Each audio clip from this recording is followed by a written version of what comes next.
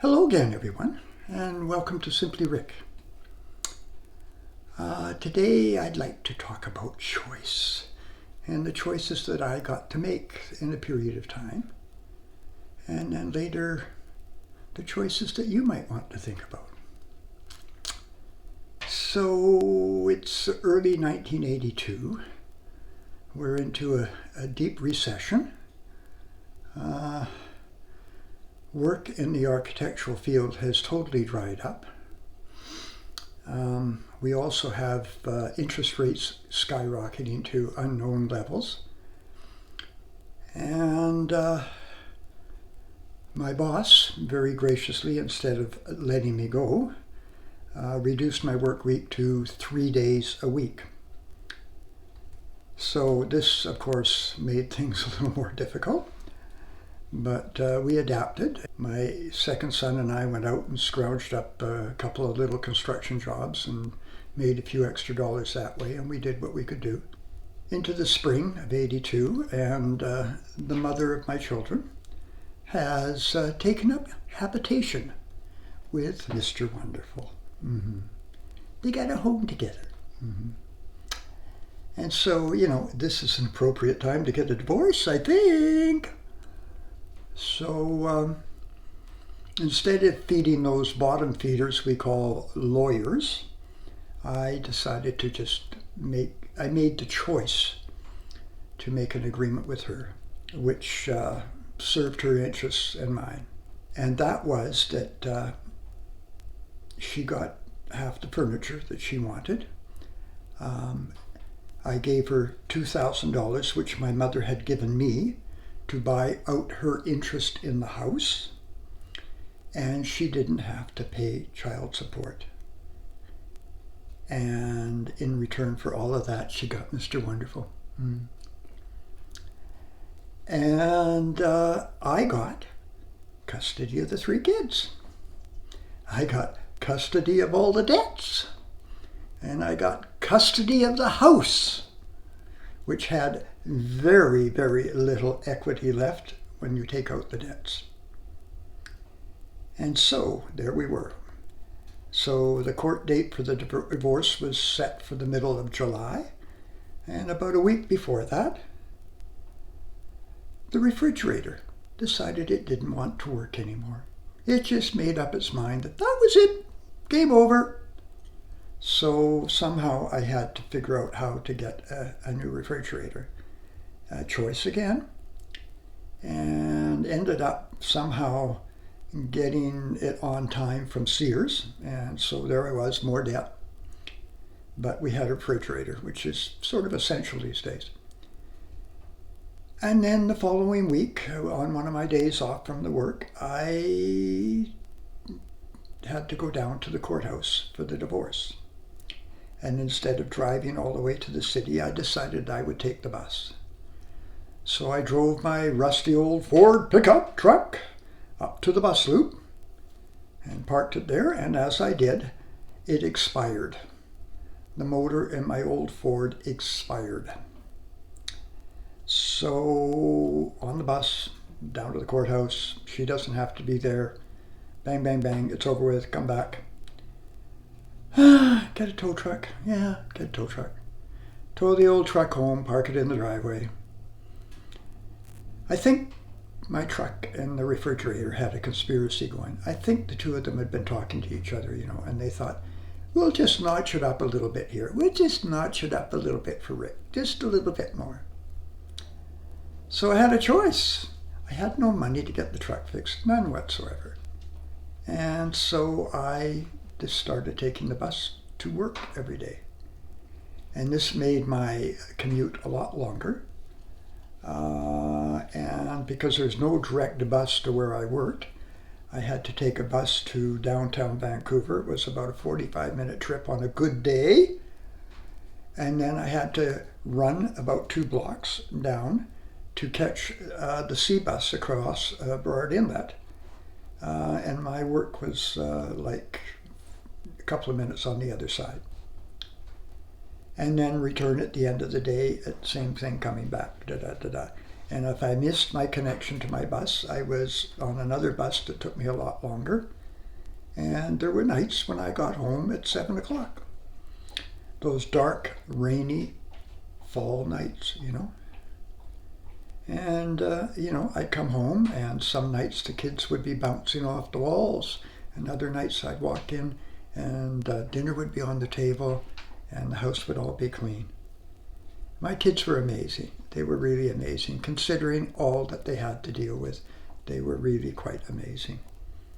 And, we just kept doing it, and we just kept doing it.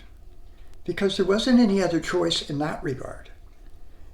Like I say, we have a choice, but, yeah, I could have given up. I could have said, to hell with it. She gets the kids. She gets to take care of them. I could have done all that. But I chose not to, because that's not the way I am. I don't do those sort of things. I stayed for the fight. And, the following spring, work picked up. I was back on 5 days a week.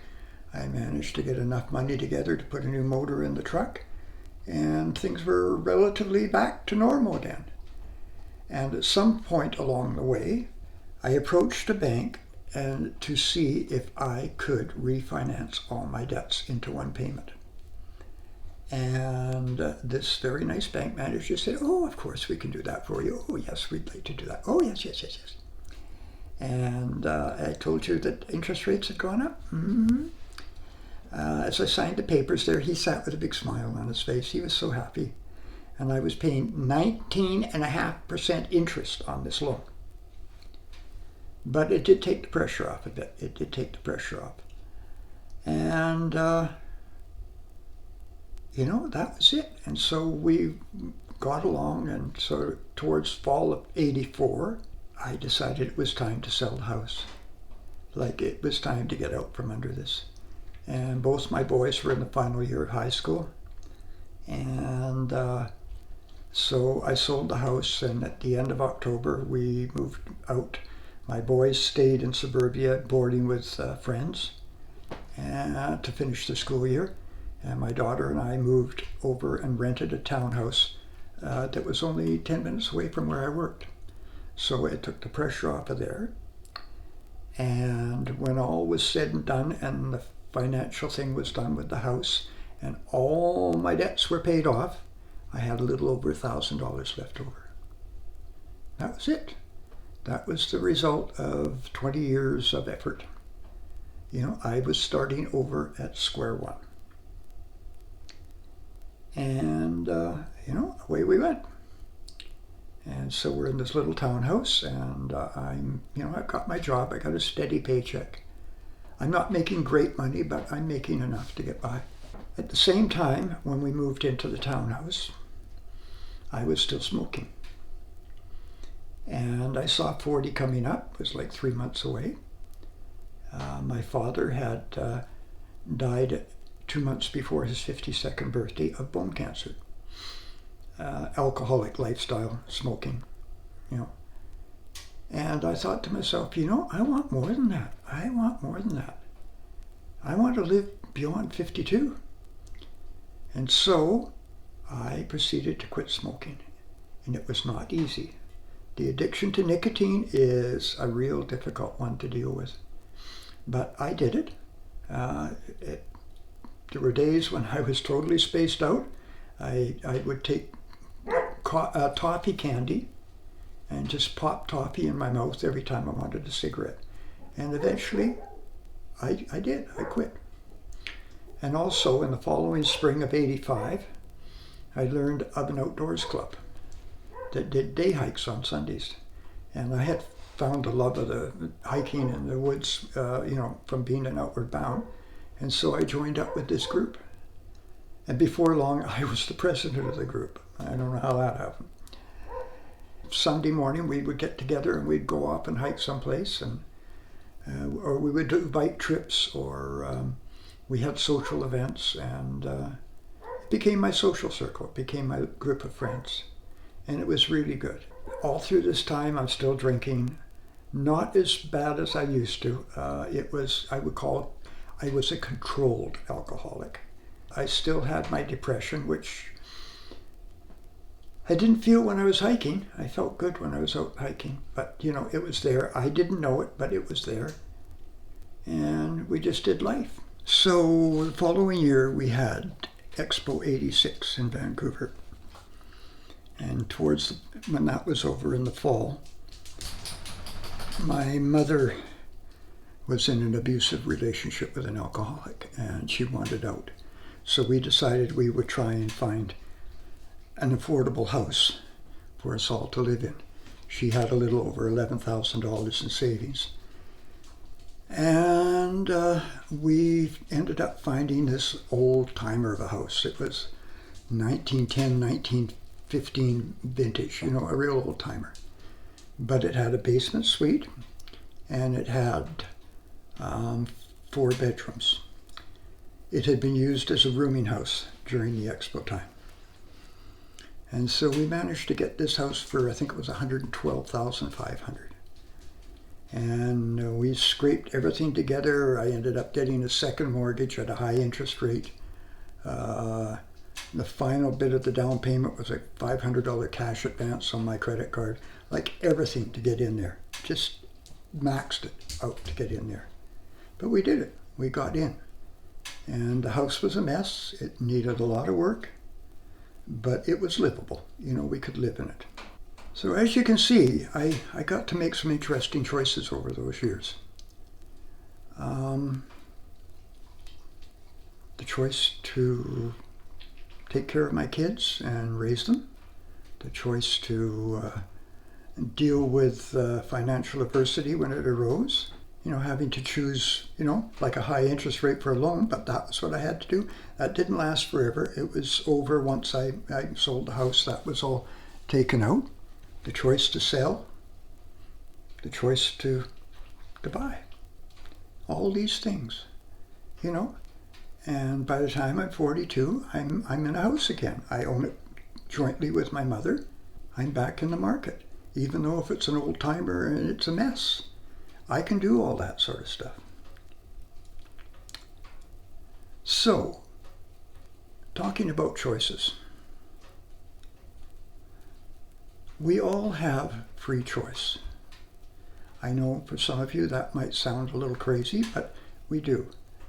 And the way free choice was explained to me was that I'm standing in a room where the walls are closing in. 2 of the walls are going to come in, and I'm going to get squished in the middle.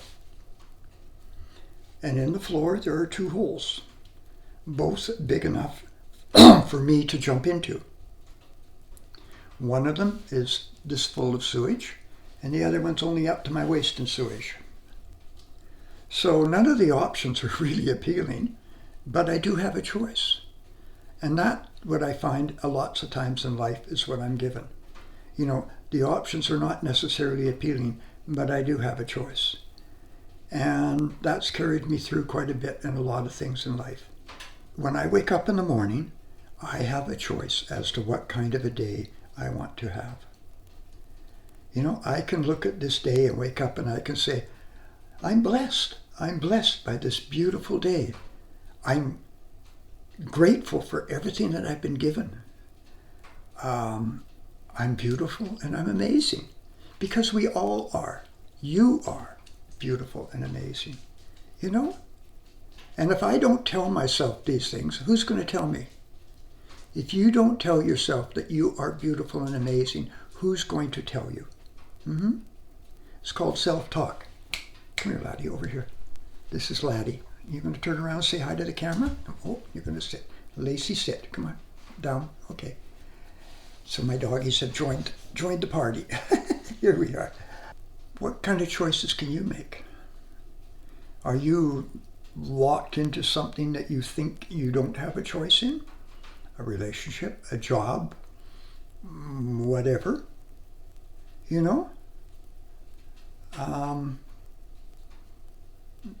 Maybe you do have a choice. Maybe you have a way out of changing this. Today I live in this most spectacular place. You saw the pictures at the beginning of the snow covering my meadow and my forest behind. It's a total of 9.6 acres of forest. that I live in the middle of. 1985, I was living in a rented townhouse with no money, starting over at 40. And the only reason I'm here is due to the choices I made, due to the choices that I was willing to make. And I maintain anybody can do that. I'm not special. I'm not special in any way. So that's my 2 cents worth on choices. And there's one other thing that I would like to say to all of you beautiful, wonderful people who have taken the time to subscribe to my channel, and those who have taken the time to write those wonderful comments that you have written. This is all beyond my greatest expectations. I thought that if I got 10 or 20 people subscribing, I was going to be doing really, really good. And you have just amazed me. So thank you. Thank you for being who you are. And thank you for taking the time to just be. And so for that, I'll say, have a wonderful day, and until we talk again. Bye now.